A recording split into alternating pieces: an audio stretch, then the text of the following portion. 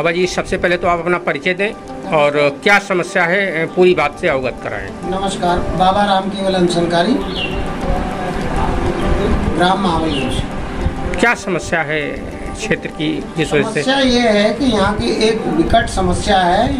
यहाँ ये मूंग ताल के नाम से ये क्षेत्र मशहूर है और इसमें एक मूंग ताल ड्रेन बनी हुई है जो यहाँ पानी की निकासी के लिए सरकार ने बनाई।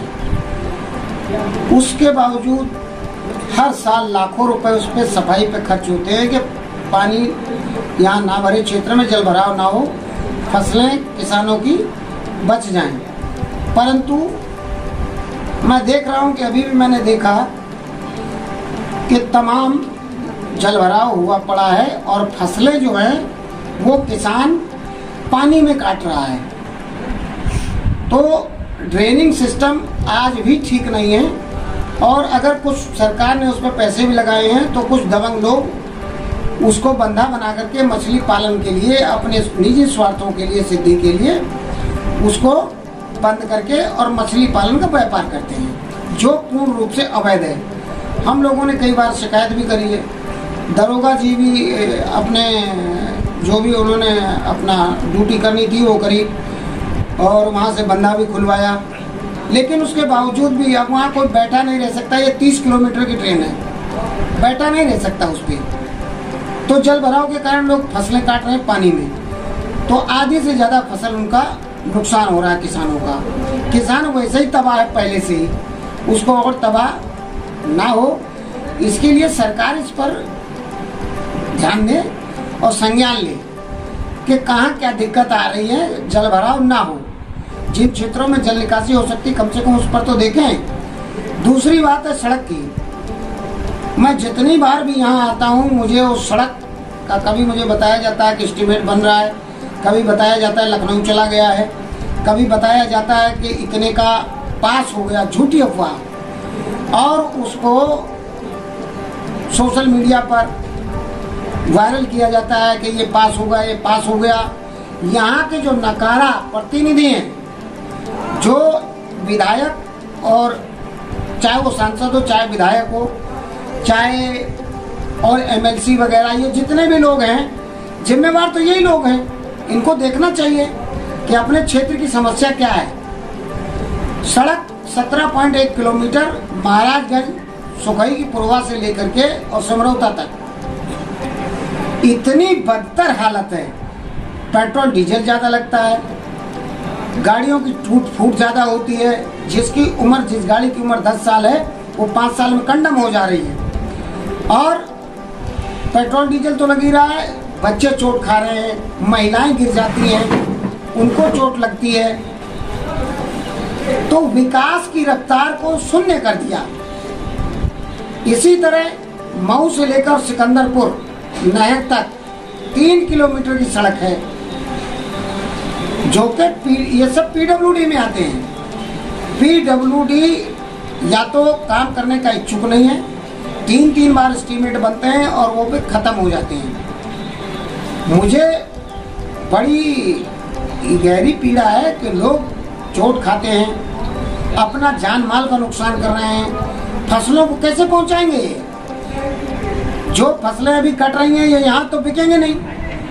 इनको लेवे पर ले जाने के लिए महाराजगंज ब्लॉक में जाएंगे, तो कैसे ले जाएंगे?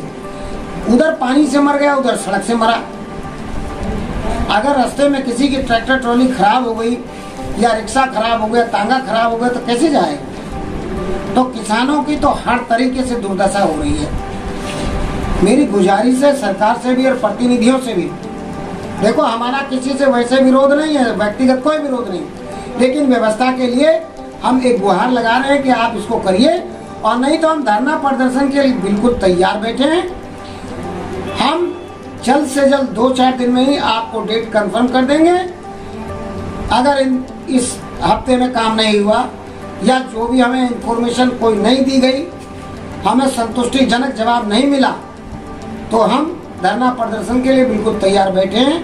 फिर यहाँ के प्रतिनिधि हो, चाहे यहाँ के प्रशासनिक अधिकारी हो या सरकार हो, फिर ये मत कहना कि धरना प्रदर्शन जायज है या ना जायज है। मेरी गुजारिश है हाथ जोड़ के कि सभी इस पर ध्यान दें जो अधिकारीगण हैं, अन्यथा मैं आमरण अनशन करने के लिए बिल्कुल तैयार बैठा हूँ। आपकी जानकारी के लिए बता देना चाहता हूँ कि हरियाणा में मैंने 11 इस तरह के धरना प्रदर्शन और अनशन किए और हरियाणा सरकार, इस मौजूदा सरकार को 7 बार, भाजपा सरकार को 7 बार और हुड्डा कांग्रेस सरकार को 4 बार मनाने का काम किया और वो हमारी बातों को उन्होंने माना और वो परियोजनाएं पूरी हुई, चाहे वो सड़क की हो, पुल की हो, चाहे अस्पताल की हो और चाहे स्कूल की हो या स्टेडियम की हो, वो पूरी हुई सारी की सारी परियोजनाएं। जब तक परियोजनाएं पूरी नहीं होती हम वहाँ से हटने का काम नहीं करते और सरकार को मजबूरन मानना पड़ता है उन हमारी मांगों को। जब मांगे पूरी हो जाती है हम तभी हटते हैं। बाबा जी, मूल रूप से आप दिल्ली के फरीदाबाद के रहने वाले हैं या रायबरेली के रहने? देखिए, मेरा पैतृक स्थान जहाँ मैं बैठा हूँ ये गांव है और मेरा कर्म क्षेत्र फरीदाबाद हरियाणा है। मैंने जो भी काम, लिखाई, पढ़ाई और रहना सहना मेरा सारा वहीं है। मैं कभी कभार यहाँ आता हूँ, लेकिन स्थिति देख करके मुझे चिंता होती है कि मैं अपने पैतृक गांव के लिए भी कुछ कर सकूं।